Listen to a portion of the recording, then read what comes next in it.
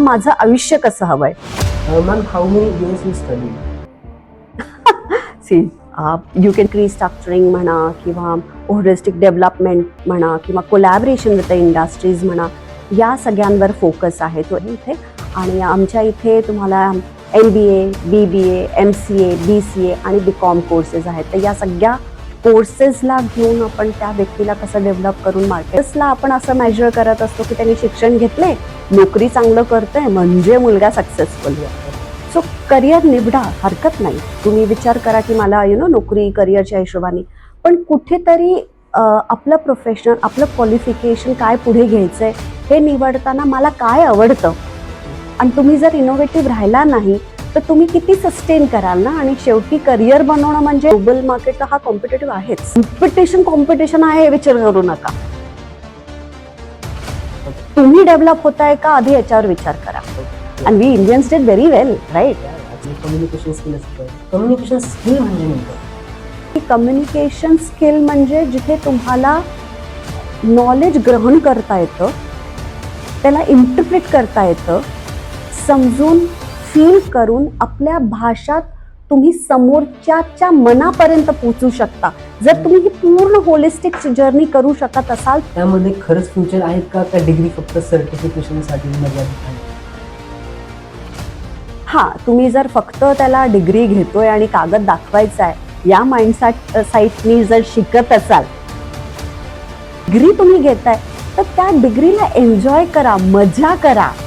तर बघा ऑटोमॅटिकली तुमचं करिअर, ते एक डायलॉग आहे ना यार, पैसे के पीछे मत भाग, पैसा अपने आप आ जाएगा, सक्सेस आ जाएगी, राईट. तू क्वालिटी के पीछे भाग. आणि तुम्ही बदलत गेला तरच तुमच्यासाठी पुढची आहे पोझिशन आहे, जॉब आहे. अलार्ड मध्ये तुम्ही जे कोर्सेस आहेत त्या कोर्सेसमध्ये स्पेशालिटी काय आहे? As you said, we are hiring young faculty. Then what about the experience of old faculty? Oh no, I'm sorry. You can't contradict me having a young faculty versus experience. You can see me sitting here and I think I'm an experienced one. Yeah, we have a good blend of it. We have a good blend of it. If an assignment comes, they just pick their assignment problem into the system and then together. Just copy and Yeah. business कोण करू शकतो? कोण करू शकतो हा प्रश्नच नाही आला पाहिजे. कोणीही करू शकतो. म्हणजे लिटरेट आणि एज्युकेशन मध्ये कसा फरक आहे ना, आपल्याला एज्युकेटेड बनवायचं आहे. तर त्याच्यासाठी हा थोडासा आम्ही इनिशिएटिव्ह घेतोय की लेक्चर्स बरोबर उठायचं कसं, बसायचं कसं, बोलायचं कसं, दुसऱ्याबद्दल सिम्पॅथी कशी ठेवायची.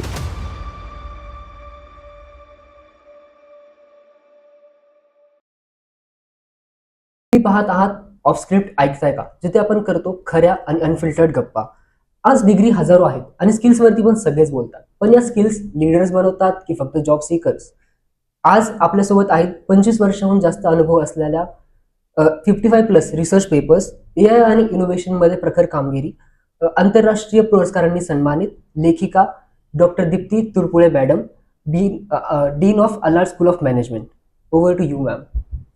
नमस्कार, मी doctor Deepti Turpule, dean Allard school of business management. Ma'am, आमच्या व्ह्युअर्सला तुमचा एक छोटासा इंट्रो करून द्या. Oh Yash, thank you very much. जेव्हा कोणी विचारतं की तुमचं इंट्रोडक्शन करून द्या, तर एक आपल्या आयुष्यातले काही काळ असं समोरून जातो. माझं शिक्षण हे BSc मॅथ्स आहे. मी मध्य प्रदेशहून माझं ग्रॅज्युएशन केलं. माझं masters in business management, HR आणि मार्केटिंग. आणि टीचिंगमध्ये असल्यामुळे माझं शिक्षण हे करतच गेले. त्याच्यानंतर माझं डिप्लोमा झाला training and development, diploma in exam. PhD झालं बिझनेस एथिक्समध्ये. HR एनालिटिक्स झालं IIM रोहतक. सो हा माझा जर्नी आहे माझ्या एज्युकेशन लाईफमध्ये. एज्युकेशन करत असताना माझे हॉबीज मी कधी सोडले नाही. तर मी स्टेज डान्सर नेहमी राहिले. मी कथ्थक, भरतनाट्यमचं ज्ञान घेतलेलं आहे थोडंफार, पण त्याला सोडलं नाही, ते करत गेले. कधी नाटकांमध्ये काम केलं, कधी क्राफ्ट ऍक्टिव्हिटीज करत गेले. तर ह्याच्यामुळे माझं जे एज्युकेशन म्हणाल किंवा एक्सपोजर म्हणाल हे मला नेहमी मिळत गेलं. स्कूलिंग हे माझं ऑल ओव्हर इंडिया झालेलं आहे. स्थायी मी झाले जेव्हा मी पोस्ट ग्रॅज्युएशन नंतर पहिली नोकरीसाठी जे पुण्यात आले आणि त्याच्यानंतर मी पुण्यात स्थायी झालेले आहे. सो हा माझा अख्खा प्रवास आहे. मॅम, मॅथ्स पासून HR, इथिक्स आणि AI हे सगळं प्लॅन होतं की एक्सप्लोअर करत गेल्या?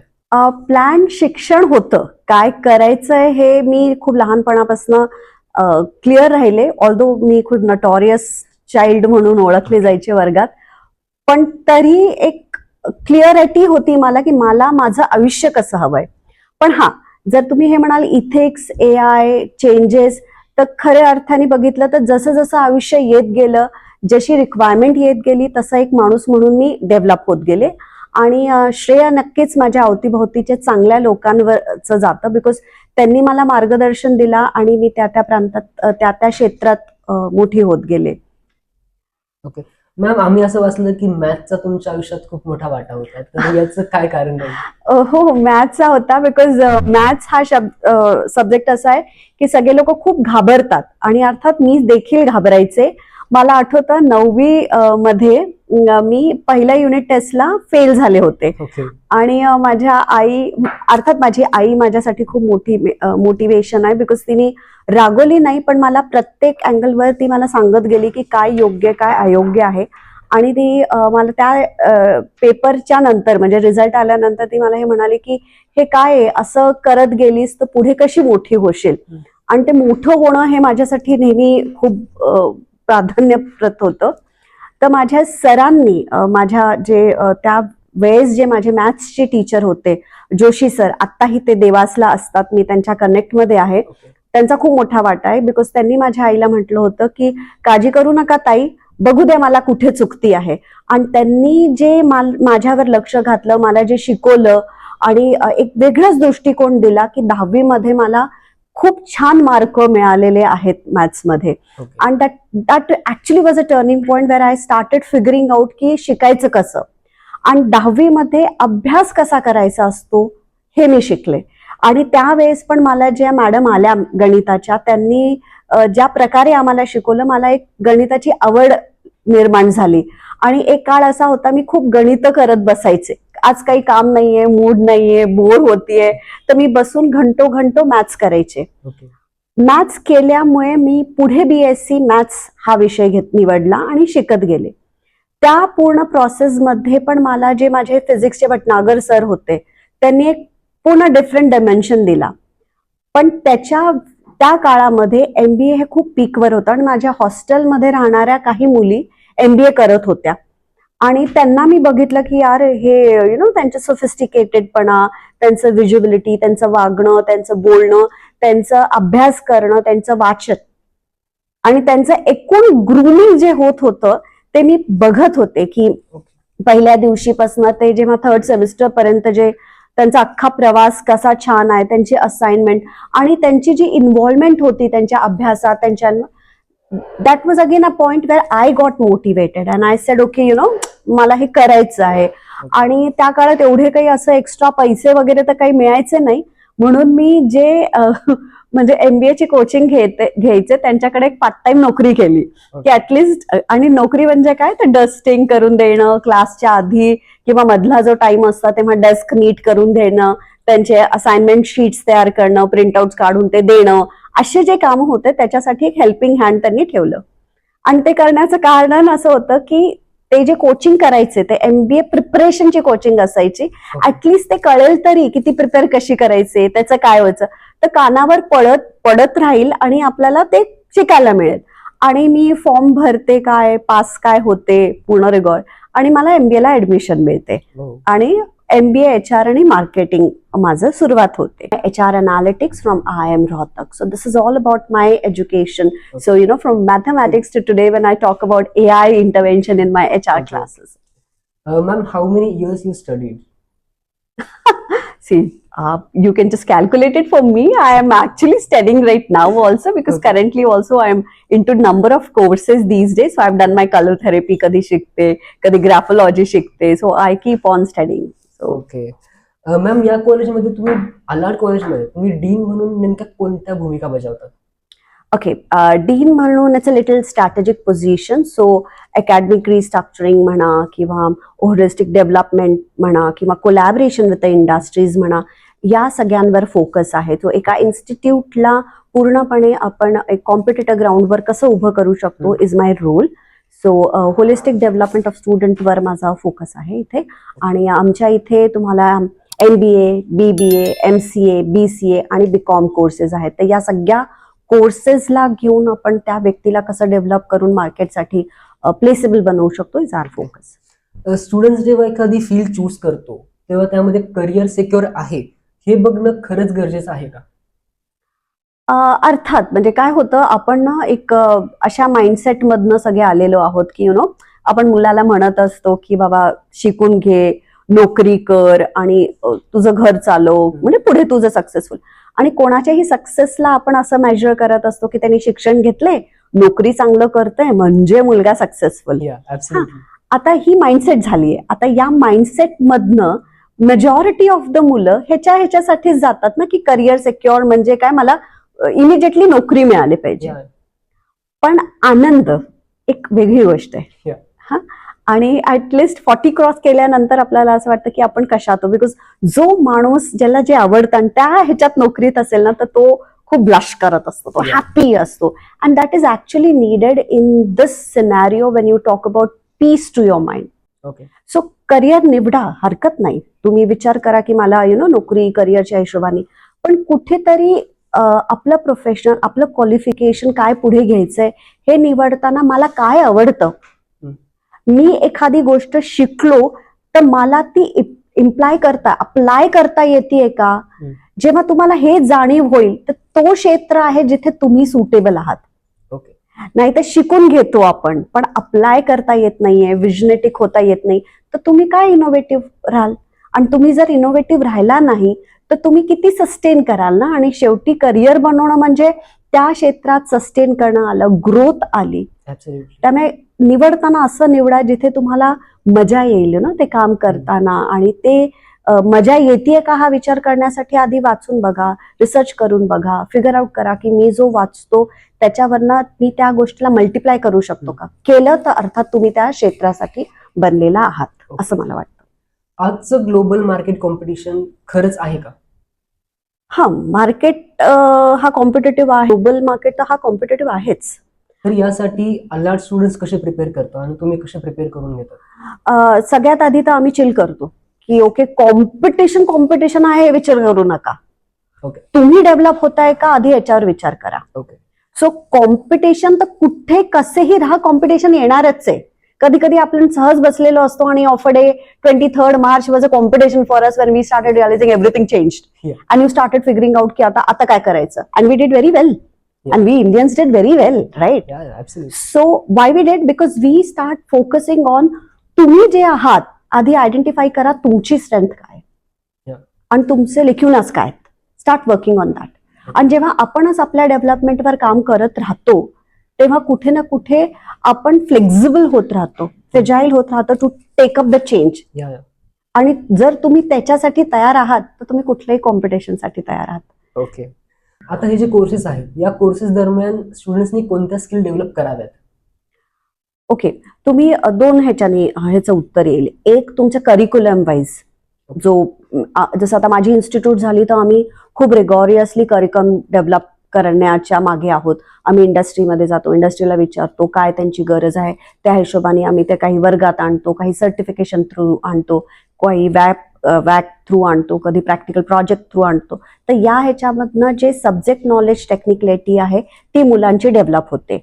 पण काही गोष्ट अशी आहे जे तुम्हाला फक्त वर्गात पुस्तकातून नाही मिळणार, त्याच्यासाठी तुम्हाला स्वतःला विजिलंट राहायला पाहिजे. तर मला असं वाटतं की एक तुमचे अनालिटिकल स्किल्स डेव्हलप करा, तुमचं रीडिंग डेव्हलप करा. I figured out people are so much into their mobiles and they want to listen and just understand. But I personally feel when you read, all your organs work, and when you're using all your organs, you're learning and retention knowledge जास्त राहतं.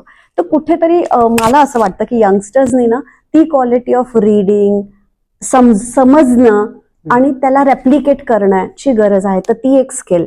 And third important skill मला असं वाटतं, although I have a respect for youngsters and they are very good into adapting part of it, but somewhere down the line behavioral part कुठेतरी सगळं काही आयतं मिळालंय, सगळं काही ऑन युअर फिंगर टिप्स आहे, तुम्हाला इन्फॉर्मेशन आहे, तर कुठेतरी असं वाटतं की मला येतं आणि घाबरत नाही तुम्ही की मला हे नाही मिळालं तर काय, बिकॉज यू नो की मी मोबाईलवर जाईन आणि मी एखादं टेक्स्ट टाकीन तर मला इन्फॉर्मेशन मिळेल, जीपीटी करेल कुठून. हा एक्झॅक्टली. पण तसं नाहीये. खऱ्या अर्थाचं नॉलेज ज्याच्यासाठी असतं ना, तिथे क्युरियासिटी असली पाहिजे, लोकांशी जाऊन बोलण्याची असेल, अँड रेस्पेक्ट फॉर एक्सपिरियन्स. शोधा कुठे अशी व्यक्ती मिळतात आहे का की त्यांच्याशी बोलून त्यांच्या आयुष्यात मधलं जी जर्नी आहे ते शिकता येते का. बिकॉज प्रत्येक व्यक्तीची जर्नी हे वेगळी असणार आहे, या राईट. त्यांना आलेले प्रश्न, त्यांना आलेले प्रॉब्लेम्स हे वेगळे असणार आहे. आणि ते जेव्हा तुम्हाला गाईड करतात ते त्या हिशोबाने गाईड करतील जिथे तुमचे सोशल स्किल इम्प्रूव्ह होतील. तर कुठेतरी being young, be open to discuss all these things, right. Go along with people. Yeah ma'am, सगळेजण बोलतात की कम्युनिकेशन स्किल असली पाहिजे, कम्युनिकेशन स्किल असली पाहिजे. कम्युनिकेशन स्किल म्हणजे नेमकं काय? बरं, युजली लोक जेव्हा कम्युनिकेशन स्किल्सच्या ह्याच्यामध्ये म्हणतात तर ते म्हणतात okay they are good in English, they can communicate properly. They can just talk. हा, क्लासमध्ये आलाय आणि बेस्ट प्रेझेंटेशन दिलंय आणि झक्कास इंग्लिश बोललंय अँड दॅट इज कम्युनिकेशन. मला थोडं वेगळं बोलायचं आहे Okay. बिकॉज मी थोडी सायकोलॉजिकल बिहेवियल पॅटर्नची बाई आहे and my specialisation goes with HR and OB. Yeah. So मला असं वाटतं की कम्युनिकेशन स्किल म्हणजे जिथे तुम्हाला नॉलेज ग्रहण करता येतं, त्याला इंटरप्रिट करता येतं, समजून फील करून आपल्या भाषात तुम्ही समोरच्याच्या मनापर्यंत पोहोचू शकता. जर तुम्ही ही पूर्ण होलिस्टिक जर्नी करू शकत असाल तुमच्या शब्दांमध्ये, बिकॉज ह्याच्यामध्ये काय येतं की तुमची लँग्वेज आणि एक्झॅक्ट शब्द निवडता आले पाहिजे मनाला भिडणारे, तर ती कम्युनिकेशन आहे. That's a best communication that I think. And that skill has to be adapted, has to be learned, right. जिथे सिम्पॅथी, एम्पॅथी हे सगळ्या गोष्टी येतात to be a good communicator. Okay. Management फील्डमध्ये स्टुडंट्स मध्ये कोणत्या क्वालिटीज असल्या पाहिजे? One thing, top 3 only about, okay. Top 3. Then I think they should be curious. Okay. म्हणजे you always have to be curious to figure it out. यार problems कुठे शोधा. Curious to figure out problem and curious to figure out the solution for it. Okay. That's a very first thing I personally feel. And second, there's a little hardship to figure out the right data. Because the moment you are curious to figure out the problem and solution, you have to figure out a right data, because data, when you have a right data, right stuff in front of you, you're better than a decision maker. Okay. And third thing is a risk taker. And dashing असलंच पाहिजे, लोकांनी की भिडा, शिका, समजा, जा लोकांपर्यंत आणि बघा काय होतं. जास्त काय होईल, पहिल्या अटेम्प्ट मध्ये फेल व्हाल, या पण that will be a learning. Students ज्या डिग्री घेतात त्यामध्ये खरंच फ्युचर आहेत का डिग्री फक्त सर्टिफिकेशन साठी मर्यादित राहील? हा, तुम्ही जर फक्त त्याला डिग्री घेतोय आणि कागद दाखवायचा आहे या साईटनी जर शिकत असाल तर तुम्हाला माहिती पुढे काय होणार आहे. पण डिग्री घेताना मला ती अख्खी जर्नी म्हणजे एक्सपिरियन्स करायची, एन्जॉय करायची आहे आणि तुम्ही डेडिकेटेडली त्या प्रत्येक सेशनला एन्जॉय करताय, तुमच्या असाइनमेंट्सला एन्जॉय करताय, तुम्ही क्लासमध्ये जाताय, शिकताय, 10 गोष्टी तुमच्या फॅकल्टीजला विचारताय, फॅकल्टीज बरोबर तुम्ही आयडेंटिफाय करताय की मी काय नवीन करू, काय नवीन शिकू, काय इनोव्हेशन्स करू. तुमचे असाइनमेंट्स पण तुम्ही इनोव्हेटिव्ह करू शकता. फक्त टीचरसाठी का वाट बघता की टीचर काय देईल आणि तेवढंच मी काय करीन? अरे 10 असे मुलं आहेत जे समोरून येतात आणि म्हणतात की मॅडम मी हे करू शकतो का, मी हे करू का. आणि आजकालच्या NEP मध्ये तर तुम्हाला मल्टीडिसिप्लिनरी क्रॉस फंक्शन लर्निंग दिलेलं आहे. तर शिक्षण जेव्हा तुम्ही घेताय, डिग्री तुम्ही घेताय, तर त्या डिग्रीला एन्जॉय करा, मजा करा. तर बघा ऑटोमॅटिकली तुमचं करिअर, ते एक डायलॉग आहे ना यार, पैसे के पीछे मत भाग, पैसा अपने आप आ जाएगा, सक्सेस आ जाएगी, राईट. तू क्वालिटी के पीछे भाग. तर शिक्षण घ्यायला, मजा करायला शिका. तुम्ही जेव्हा मजा करून शिक्षण घ्याल तर तुमचं नॉलेज इतकं एनहान्स झालेलं असेल की ऑटोमॅटिकली तुम्ही करिअर करू शकाल, डेव्हलपच करा. मॅम, जसं तुम्ही बोलल्या की सर्टिफिकेशन्स असतात काही स्पेसिफिक कोर्सेसमध्ये, तर हे सर्टिफिकेशन्स फक्त नावापुरते आहेत का यांचं काय? आता आजकाल बरेच फेक सर्टिफिकेशन्स पण आहेत मार्केटमध्ये, तर मग त्या फेक सर्टिफिकेशनच्या बेसिसवरती पण कोणी लागू शकतं का? हा, दॅट्स अगेन डिफरंट स्टोरी की त्या फेक सर्टिफिकेशनच्या बेसिसवर तुम्ही कुठे नोकरीला लागताय की काय. पण मला खरं सांगा, जेव्हा माणूस तोंड उघडून बोलतो आणि जेव्हा तो काम करतो तर त्याचे शब्द आणि त्याचं काम हे त्याच्याबद्दल बोलतं. Absolutely right. राईट. सो तुम्ही फेक सर्टिफिकेशन घेऊनही उभे राहिला आहात किंवा तुम्ही क्लासमध्ये नाही, तुम्ही टाइमपास करून फक्त डिग्री घेऊन घेतली आणि तुम्ही जेव्हा ज्या दिवशी मार्केटमध्ये उभे राहता तेव्हा तुमचं काम बोलतं. तुम्हाला काम करता आलं, काम तुम्ही छान केलं, प्रामाणिकपणे केलं, तर तुमचं नाव होतं आणि तुमचं नाव झालं तेव्हाच तुमचं करिअर होतं. आपले मॅनेजमेंट जे कोर्सेस आहेत त्या कोर्सेसला फ्युचरमध्ये जॉब्स आहेत का? हो आहे, आहे. बघा, लोक बरेच वेळा आता आपण म्हणत राहतो ना की जसं AI आलंय, हे जॉब जाईल, ते जॉब जाईल. असं नाहीये. आता जसं एक पहिला प्रश्न मला विचारला होता की मॅथमॅटिक्स टू AI, आणि मी अख्खी जर्नी सांगितली आणि मी सांगितलं यार असं नाहीये. जशी जशी सिच्युएशन होते तसं तसं तुम्ही बदलत जाता आणि तुम्ही बदलत गेला तरच तुमच्यासाठी पुढची आहे पोझिशन आहे, जॉब आहे. है ना? तर ते तोच प्रकार आहे की स्वरूपाच्या कामासाठी तुम्हाला टेक्निकली डेव्हलप व्हावं लागेल. Okay. So that is there. Ma'am, तुम्हाला काय वाटतं की इन फ्युचर ऑटोमेशन्समुळे किंवा AI मुळे मिडल मॅनेजमेंट जी आहे ती संपुष्टात येईल का? तिचं काहीतरी राहील? No, layers will differ. As I said in my earlier part की स्वरूप बदलणार आहे, तरी काम करण्याची पद्धत बदलेल. शॉप फ्लोअरवर तुम्हाला 10 लोक लागणार होते, आता तुम्हाला 3च लागतील, पण त्या 3चं डायमेन्शन बदलेल. तर त्यामुळे तुम्हाला नवीन काम काय येतं आहे, काय पद्धतीने टेक्नॉलॉजिकल चेंजेस होतात आहे, टेक्निकली तुम्हाला काय अपग्रेडेशन लागणार आहे, त्याचा बेस फंडामेंटल समजून त्याला अप्लाय करता आलं पाहिजे. हे स्किल एक्वायर करा, तुमचं काम कुठेही जाणार नाही. Okay. It is there. Okay. Ma'am, आता कोर्सेस जे आहेत जसं आपले मॅनेजमेंट कोर्सेस आहेत तर यासोबत आपण कोणकोणत्या गव्हर्नमेंट एक्झामची तयारी करू शकतात student? All sort of you can prepare for your self. तुम्हाला जिद्द असली पाहिजे आणि हार्डवर्क करता आलं पाहिजे, ओव्हर टाइम करता आलं पाहिजे, जे आजकाल लोक ओव्हर टाइमला तयार होत नाहीये. ऍब्सोल्युटली. So- आहे तो कोर्स सगळ्यांना जडवतो ते बोलतात. एक्झॅक्टली. आता Yeah. गव्हर्नमेंट जॉब्स साठी एवढ्या मोठ्या एक्झाम्स तुम्हाला द्यायचे आहेत तर तुम्हाला मल्टिपल अभ्यास तर करावा लागेल. करा, सगळ्यांना सगळं जमतं. ओके. मॅम, अलाडमध्ये तुम्ही जे कोर्सेस आहेत त्या कोर्सेसमध्ये स्पेशालिटी काय आहे, वेगळं काय आहे तुमच्याकडे? अलाडला जे आम्ही कोर्सेस देतोय जसं MBA, MCA, BCA, आम्ही स्पेशलायझेशन पण देतोय. ओके. स्टॅक देतोय, मशीन लर्निंग देतोय, MBA म्हणजे MCA, BCA ला. ओके. MBA ला तुम्हाला मल्टिपल स्पेशलायझेशन आहे, ऑपरेशन, मार्केटिंग, हे सगळं. ओके. ह्याच्या पलीकडे आम्ही खूप कोलॅबोरेशन्स केले आहेत डिफरंट Okay. एजन्सीज आणि कंपनीज बरोबर, जे आम्हाला लाईव्ह प्रोजेक्ट्स देणार आहेत आणि लाईव्ह प्रोजेक्ट्समध्ये आमची मुलं काम करणार आहे. सो ते वर्गात तर शिकत असतील, पण पॅरलली ते त्यांचे जे असाइनमेंट्स किंवा मिनी प्रोजेक्ट्स आहेत ते त्या कोलॅबरेटिव्ह असोसिएशनमुळे ते इंडस्ट्रीमध्ये करतील. ओके. तर मला असं वाटतं खूप फरक जाणवेल त्यांच्या पर्सनॅलिटीमध्ये, त्यांच्या नॉलेजमध्ये, बिकॉज ते शिकतात ते आणि इमिजिएटली त्याला अप्लाय करतात. तर ते एक वेगळं डेव्हलपमेंट होईल मुलांचं.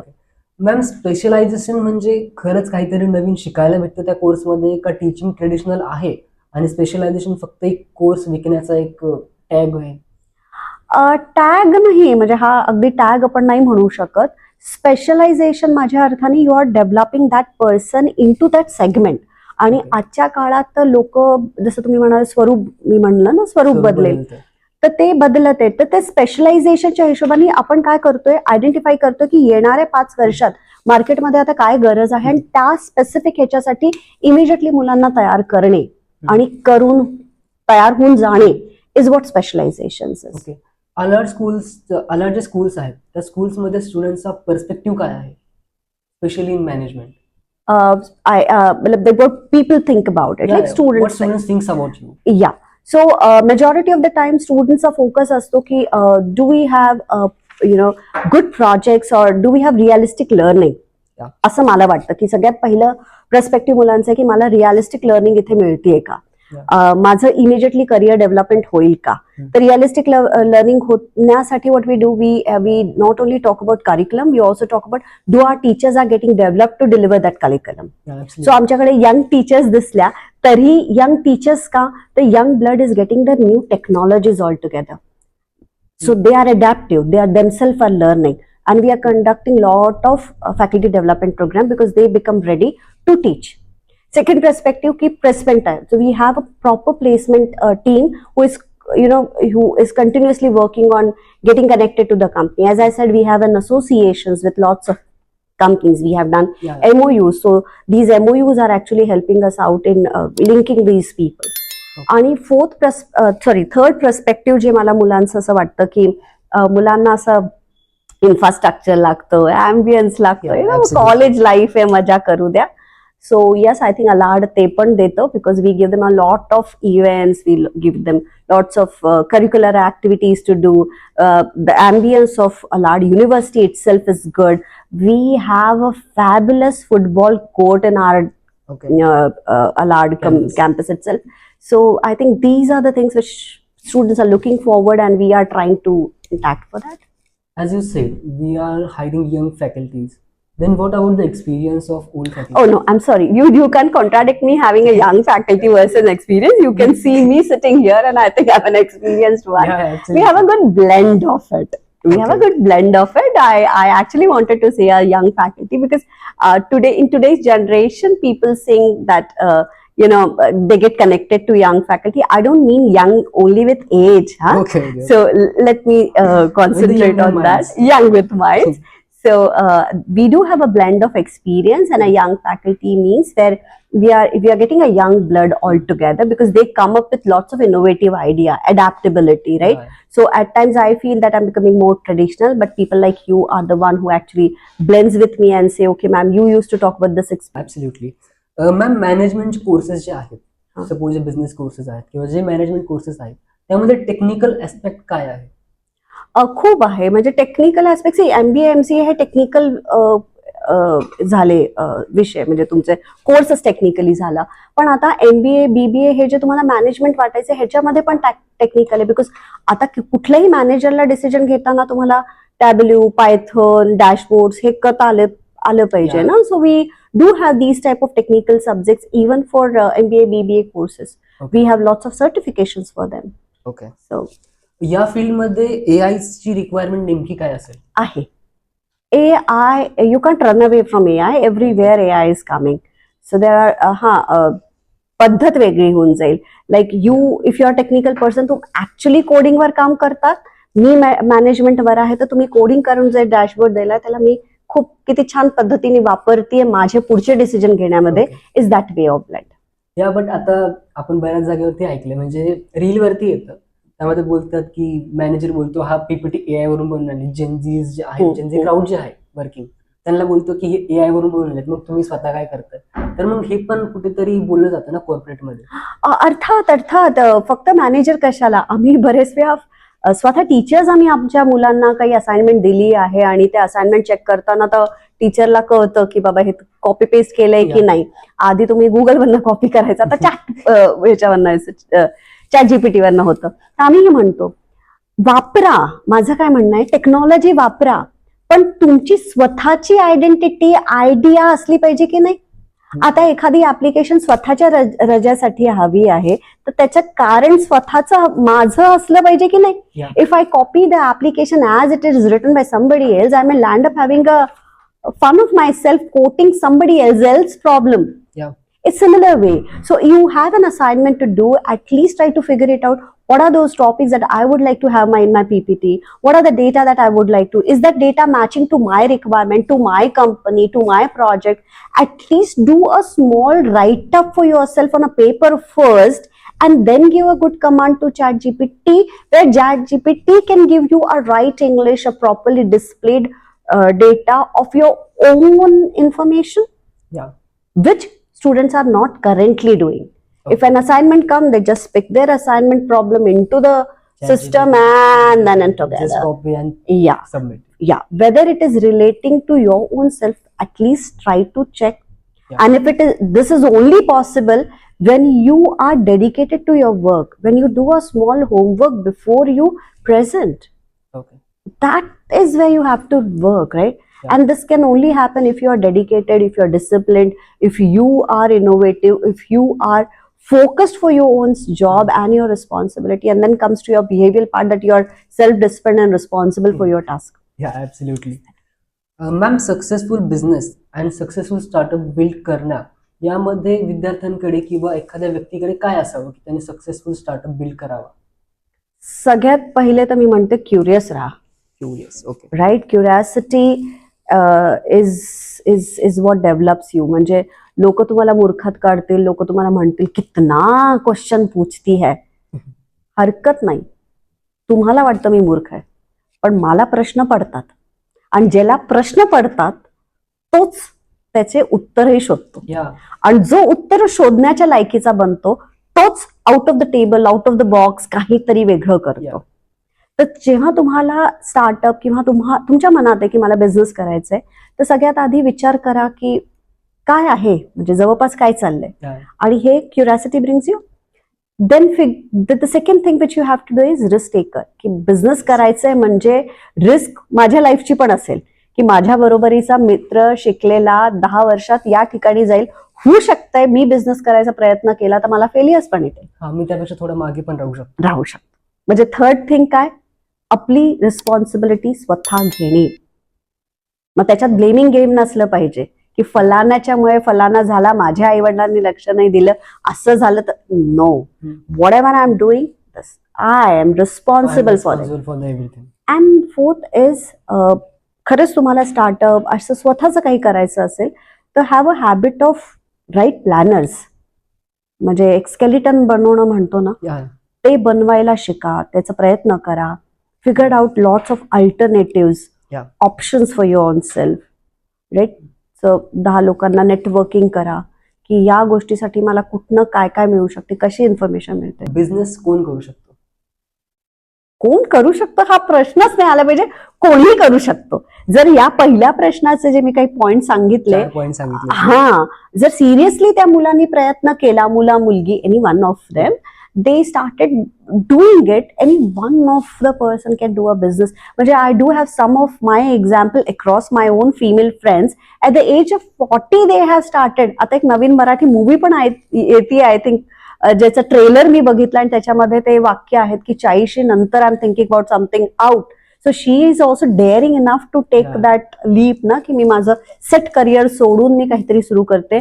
That's a film. But I do have my on friends who have started taking up challenge to challenge themselves and come up with new startups. Yeah. Why you don't think about the business? Why you don't do the business? Me? Yeah, absolutely. I am into too. I do have a startup myself. So along with my teaching career, my startup is into the Healing Mind नावाचं एक startup आहे. Okay. ते माझे म्हणजे it's not into the moon lighting, because ते माझ्या एज्युकेशनला फरक, माझ्या जॉबला फरक करत नाही किंवा काय त्याला म्हणजे अफेक्ट करत नाही. हा, ते स्टार्टअप पण काय हेतूनी झालंय, ते माझ्या मुलांच्याच, माझ्या स्टुडंट्स मला म्हणायचं की मॅडम तुम्ही जेव्हा शिकवता किंवा तुमच्या बरोबर जेव्हा आम्ही राहतो तेव्हा आम्हालाच कळत नाही, आम्ही खूप भरभरून बोलून जातो. And there were many of the students in my life who actually came up with their problem, and they say that I was one who helped them out overcoming that problem and was a candle in their life. And that was a trigger point when one of my own students said, ma'am, why can't we start up doing this? And he came up with that proposal. We worked together, and that proposal works where we do, it's not just a counseling part, but yes, we do mind healing, where we give a platform for our child to come and speak whatever they want to speak. Okay. So ह्याच्यामधनं depression म्हणा किंवा confusion म्हणा, या सगळ्या गोष्टी कमी होतात. So I am working towards that, because that where I can give back to my society. Ma'am, अलाडमध्ये विद्यार्थ्याच्या सर्वांगीण विकासासाठी तुम्ही काय करता? कोणती पावले उचलता? Lot many things we are doing, because courses देणं आहेत, डेफिनेटली क्लास डिलिव्हरी असते, पण क्लास सेक्शन्स बरोबर किंवा डिलिव्हरी सेशन्स बरोबर आम्ही lots of value added programmes देतो. So we talk about physical development of them, we think about mental development, तर आम्ही courses, ethical development of them, value system for them. So खूप story tellings वगैरे असे sessions पण आम्ही include करत आहोत, ज्याच्यामध्ये येता जाता त्या मुलांना realistic situation through value education देतोय, सो दॅट त्याची विचारधारा बदलली पाहिजे, त्याचं क्षमता समजून त्या हिशोबाने वागण्याची क्षमता बदलली पाहिजे. बिकॉज शिक्षण घेता येतं, म्हणजे लिटरेट आणि एज्युकेशनमध्ये कसा फरक आहे ना, आपल्याला एज्युकेटेड बनवायचं आहे. या तर त्याच्यासाठी हा थोडासा आम्ही इनिशिएटिव्ह घेतोय की लेक्चर्स बरोबर उठायचं कसं, बसायचं कसं, बोलायचं कसं, दुसऱ्याबद्दल सिम्पॅथी कशी ठेवायची, एम्पॅथेटिक कसं राहायचं, समाजासाठी कसा विचार करायचा. तो एक गाडी पण लावतोय, तो गाडी लावताना मी बरोबर लावली का ह्याचा विचार करता आला पाहिजे आणि त्यासाठी आम्ही सक्षम बनवतोय. ओके मॅम, अलाडमध्ये स्टार्टअप कल्चरला तुम्ही किती सपोर्ट करता आणि त्यासाठी काय काय पावले उचलले जातात? बरंच सपोर्ट करतो, बिकॉज आजकालचे मुलं बघितलं तर मेजॉरिटी ऑफ द टाइम त्यांचं त्याच्या डोक्यात तेच चाललेलं असतं ना की स्टार्टअप्स कसे आहेत. आणि बरेच छान छान मुलंही आहे आमच्याकडे ज्यांनी स्टार्टअपचे इनिशिएटिव्ह घेतलेले आहे. This is one thing. And second thing असं आहे की आता गव्हर्नमेंट पण UGC पण आपल्याला एनकरेज करते की तुमचं IIC असलं पाहिजे, इनोव्हेशन सेल असलं पाहिजे. तर हे सगळं सपोर्ट आहे, मतलब एक इकोसिस्टम तयार झालेलं आहे जिथे आपण सगळेजण स्टार्टअपचं बोलतोय. आणि ह्याच्यात स्पेशल आम्ही काय करतो तर आमच्याकडे एंटरप्रिन्युअरशिप डेव्हलपमेंट सेल आहे, इनोव्हेशन सेल आहे. आता रिसेंटलीच आम्ही 1-2 दिवस आधी एक प्रोग्राम केला होता जिथे आयडियाथॉन नावाचा पिच इन कॉम्पिटिशन होती. हे मॅनेजमेंटनी केली. तसंच इंजिनिअरिंग डिपार्टमेंट आहे, आमचा फार्मा डिपार्टमेंट आहे, त्यांनी त्यांच्या रेस्पेक्टिव्ह डिपार्टमेंटमध्ये पण आयडियाथॉन किंवा स्टार्टअप इव्हेंट्स असे इव्हेंट्स तयार केले जिथे आम्ही मुलांना एनकरेज केलं out of the box thought process आणा, एखादा आयडिया करा, त्याला पिच इन करा. आता जी मी 2 दिवस आधीची जी इव्हेंट्स आम्ही म्हणतो की मॅनेजमेंटमध्ये आम्ही स्पेसिफिकली काय डिफरंट केला होता, तर ती कॉम्पिटिशन भरवली जिथे मुलं त्यांची आयडिया प्रेझेंट करत होते, पण त्याला आम्ही ब्लेंड केलं मेंटरिंग बरोबर. की मुलांनी एक आयडिया निवडायची आणि त्या आयडियाला त्यांनी कॉम्पिटिशन असताना पिच करायचं की माझी आयडिया किती बेस्ट आहे, मी फंडिंग कसं मिळवू शकतो. तर त्यांच्या अख्ख्या आयडियामध्ये कन्सेप्ट होतं, स्कोप होता की मी फंड कुठनं घेऊ शकतो, सस्टेनेबिलिटी होती, इकॉनॉमिक स्केलेबिलिटी होती, असं त्यांनी त्यासाठी सगळं डिझाईन केलं. ही कॉम्पिटिशनच्या बरोबर जे जजेस होते they were equally acting as a mentor. And they're giving a feedback to the student that okay, this idea is okay, but how can it be volatile, how can it be viable, how can it be sustainable. So at every juncture they were getting an idea, they were getting a feedback that how best can they come up with the ideology and can implement them in the future. So this is how we have blend. So now this is helping the entire large ecosystem which keeps on talking about how we can encourage our people to think out of the box and come up with a startup. We are also working to collaborate with angel brokers and people who can support our students to fund them. Okay. So मध्ये सर्वात मोठी चुकी तुम्हाला काय वाटते? चूक म्हणजे research असं चूक म्हणता येत नाही. रिसर्च इज अ प्रोसेस जिथे चुका सुधारायच्या असतात. ओके. हा, मी हे नक्की सांगू शकते रिसर्च करताना काय विचार करायचा. ओके. रिसर्च करताना सगळ्यात मोठी चूक हे होते की आधी आयडेंटिफाय करा रिसर्च कशाबद्दल करायचं आहे. फक्त मॅडमनी दिलंय ह्या टॉपिकवर काहीतरी करा, ते अब्रप्टली काहीतरी शोधतात, ते सगळं एक्युम्युलेट करतात आणि त्याच्यात पेपर करून टाकतात. नाही, असं नाहीये. क्षेत्र निवडा, त्या ह्याच्यामध्ये बी फ्लेक्झिबल इनफ टू आयडेंटिफाय मला काय हवंय. मी काय म्हटलं, माझं नेहमी वाक्य असतं जे करताना त्याला एन्जॉय करा, मज्जा घ्या आणि डझंट बॉदर लोक काय म्हणतात ते. You do your job properly. So if a madam has ask you an assignment, for example मी HRच्या वर्गात मुलांना म्हणते की तुम्ही रिसर्च पेपर सबमिट करा. आता HR मध्ये पण शिकवताना नंबर ऑफ वर्टिकल आहे. तुम्ही म्हणाल मला परफॉर्मन्स अप्रेझल आवडतं, दुसऱ्याला ट्रेनिंग अँड डेव्हलपमेंट आवडत असेल, तिसरा म्हणाल मॅम एम्प्लॉई एंगेजमेंटचा विचार करू का मी. इथल्या इथे 3 आलं ना, फिगर आउट दॅट. मग एम्प्लॉई एंगेजमेंट मध्ये तुम्ही केलं नंतर तो फक्त एम्प्लॉई एंगेजमेंट घेऊन रिसर्च पेपर लिहून टाकला असं नाहीये. एम्प्लॉई एंगेजमेंटचा विचार करा, कुठल्या पर्स्पेक्टिव्हने करणार आहे, कुठल्या इंडस्ट्रीत करीन आहे, काय करीन. हे कधी शक्य आहे जेव्हा तुम्ही इन्व्हॉल्व्ह व्हाल त्या गोष्टीमध्ये, राईट. तर रिसर्च करताना माझं असं म्हणणं आहे की क्लिअर राहा कुठल्या एरियात करायचंय, क्लिअर राहा मला किती इन्व्हॉल्व्ह करायचंय आणि little reading practice, right. Methodology काही एक ढाचा असतो रिसर्च करण्याचा, त्याचा अभ्यास करून केलं पाहिजे. फक्त कॉपी पेस्ट केलं आणि झालं असं नका करू. एक ढाचा समजा, माझ्या ह्याच्यासाठी हे का वापरलं, मी का वापरतो, ह्या सॅम्पल काय वापरीन. हे केव्हा शक्य आहे, जेव्हा तुम्ही involved. So yeah be involved in to what you do. I think research requires that. Yeah मी पियुष बन्सल सरांची एक लाईन ऐकली होती. त्यांनी सांगितलं होतं, be the most stupid guy in the meeting room. Be the exactly. Most stupid, then you can get more. Exactly. So don't be scared of asking questions. People ask. I have and myself encountered where people used to say, "अरे कितनी बेवकूफ है, बहुत question पूछती है." या so आजचं जे मॅनेजमेंट एज्युकेशन आहे, तर यामध्ये तुम्हाला काय वाटतं की एक बदल काय करावा? मला म्हणाल तर ते खूप एक स्टिरिओ टाईप जे लर्निंग आहे ना, आता त्याच्यामधनं थोडं बाहेर इनफॅक्ट येत आहेत. म्हणजे आम्ही विचार मांडतीये, पण बॅकएंड मध्ये खूप काम चाललंय. लोक मॅनेजमेंट इन्स्टिट्यूट पण खूप प्रयत्न करतात ते आता. NEP म्हणजे government is supporting with NEP, way multi level learning सांगितलंय, क्रॉस फंक्शनिंग लर्निंग सांगितलंय. तर कुठेतरी आता त्या ढाच्यामधनं बाहेर येऊन नवीन पर्स्पेक्टिव्हनी लर्निंग सुरू झालेलं आहे. पण तरी मी थोडी टिपिकल टीचर वाटेन किंवा ट्रेडिशनल साऊंड होईल. मला कुठेतरी वाटतं की तरीही फंडामेंटली मुलांचं स्ट्रॉंग असणं हे खूप गरजेचं आहे. म्हणजे ERP सिस्टम डिझाईन करणं शिकवतोय आपण, पण ERP सिस्टम मध्ये डिफरंट टॅब्स लावताना जे फंडामेंटली अंडरस्टँडिंग असलं पाहिजे की कुठला टॅब कसा लावायचा, किंवा का या ERP सिस्टम HRचा वेगळा गेला पाहिजे, मार्केटिंगचा वेगळा गेला पाहिजे, ह्याची अंडरस्टँडिंग तेव्हाच येईल जेव्हा तुम्ही हे जाल. तर हे ब्लेंड जे आहे ना, ह्याचं गरजेचं आहे. सेल्फ लर्निंग आणि प्रॅक्टिकल लर्निंग ह्याचं कॉम्बिनेशन नीट मांडता आलं पाहिजे. तेव्हा खऱ्या अर्थाने जो आपला स्टुडंट ॲज अ प्रॉडक्ट आहे तो डेव्हलप होईल. मॅनेजमेंट फील्डमध्ये फ्युचर स्कोप तुम्हाला कुठे दिसतोय? एव्हरीवेअर. ॲज आय सेड की मॅनेजमेंट किंवा MBA ची डिग्री जी आपण म्हणतो, मास्टरची डिग्री, स्पेशली MBA, हे फक्त डिग्री नाही आहे. म्हणजे इथे जे डिझाईन आहे तो जो त्याचा अख्खा सिलेबस स्ट्रक्चर जो आहे तो तुम्हाला मॅनेजर म्हणून पुटअप करतो.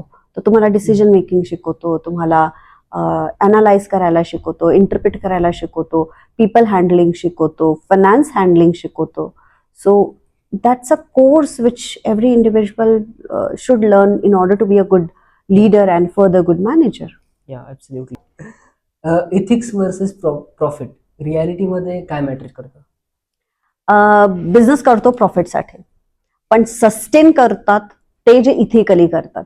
बिकॉज चोरी करून, इथे तिथे लप्पन थप्पन करून तुम्ही काही वर्ष तर करून घ्याल, पण नंतर लोक काही डोळे मिटून नसतात. तुमचं कन्झ्युमर, तुमचे क्लायंट्स सगळं बघत असतात.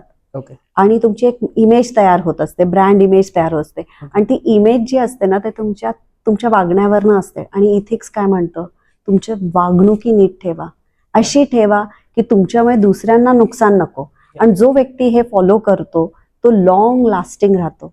बिकॉज लोकांनी त्याला धोका दिला तरी त्याच्या आयुष्यात असे 3 लोक येतात जे त्याला सावरून पुढे घेऊन जातात. तर जर तुम्हाला ते 3 लोक हवे तर तुमचं इथिकली काम करा. ओके मॅम, अलार्डमध्ये ऍडमिशन घेण्यासाठी, लाईक मॅनेजमेंटमध्ये ऍडमिशन घेण्यासाठी कोणती एंट्रन्स टेस्ट आहे का? आणि असेल तर आपल्याला कसं प्रिपेअर करावं लागेल त्यासाठी? मुलांना जास्त टेन्शन घ्यायची गरज नाही. बिकॉज इव्हेंच्युअली जेव्हा तुम्ही डिसाईड करता की तुम्ही UGला जाताय, PGला जाताय, तर तुम्ही कुठल्या ना कुठल्या एंट्रन्स टेस्टसाठी तयारी करत आहात. Same thing, just continue doing that. अलार्डची पण त्यांची स्वतःची एंट्रन्स टेस्ट आहे. यू कॅन जस्ट, तुम्हाला ऍडमिशन घ्यायची असेल तर तुम्ही ऍडमिशन सेलशी बोला, ते तुम्हाला ते लिंक सांगतात ती परीक्षा कधी होणार आहे, काय होणार आहे. ते रिटर्न टेस्ट आहे आणि मग इंटरव्ह्यूज आहेत. Thank you ma'am, thank you so much. Thank you very much. आज आम्ही तुमच्याकडनं बरेचसे तुमचे अनुभव जाणून घेतले. मॅथपासनं HR, then being, then startup founder and many more to go. आम्हाला तुमच्याकडनं अजून बऱ्याच काही गोष्टी शिकायच्यात, इथिक्स वगैरे. आम्ही तुमच्याकडनं आज बऱ्याच काही गोष्टीचा अनुभव घेतला. Thank you very much. मॅम, अनुभवाशिवाय व्यक्ती मोठा होत नाही, तर त्यासाठी अनुभवाने व्यक्ती समृद्ध होतो. आणि त्याबरोबरच आणि त्याच्या आयुष्यामध्ये अनुभव मिळवणं, तुमच्यासारख्या जाणकार लोकांशी भेटणं आणि त्यांच्याकडनं त्यांचा अनुभव, त्यांचे इन्साइट्स, त्यांच्या अनुभवातनं नवीन पिढी काय शिकू शकते, या सगळ्या गोष्टी जाणून घेण्याची आणि भेटण्याची, तुमच्यासारख्या व्यक्तींशी भेटण्याची खूप गरज आहे. आजच्या पिढीला तर खूप गरज आहे, कारण त्यांच्याकडे लॅक ऑफ इन्फॉर्मेशन बरीच आहे. रील वर्सेस रिअल लाईफ, त्यांच्याकडे बऱ्याच कॉन्ट्रोवर्सीज आहेत. त्यामुळे त्यांना कळत नाही की नेमकी ऍक्च्युअल रियालिटी काय, ऑन ग्राउंड रियालिटी काय. तर तुमच्यासारख्या व्यक्तींना भेटून आम्ही या सगळ्या गोष्टींचं नॉलेज घेतोय. आणि याच सगळ्या गोष्टी आम्ही पुढे शेअर करणार. आणि तुम्ही आज तुमचा व्हॅल्युएबल टाइम आणि तुमचे सगळं नॉलेज, इथिक्स, कसं वागावं, बसावं, काय बोलावं, आपल्या विचारांमध्ये कशा प्रकारे आपण बदल करावे, या सगळ्या गोष्टी आम्ही तुमच्याकडनं आज शिकल्या. Thank you so much. तुम्ही Thank इतक्या you very much. प्रामाणिकपणे तुम्ही उत्तरं दिलेत. Thank you so much ma'am. तुमचं मार्गदर्शन आम्हाला इथून पुढेही लाभत राहावं ही आमची इच्छा. Thank you very much. Thank you ma'am. Thank you so much.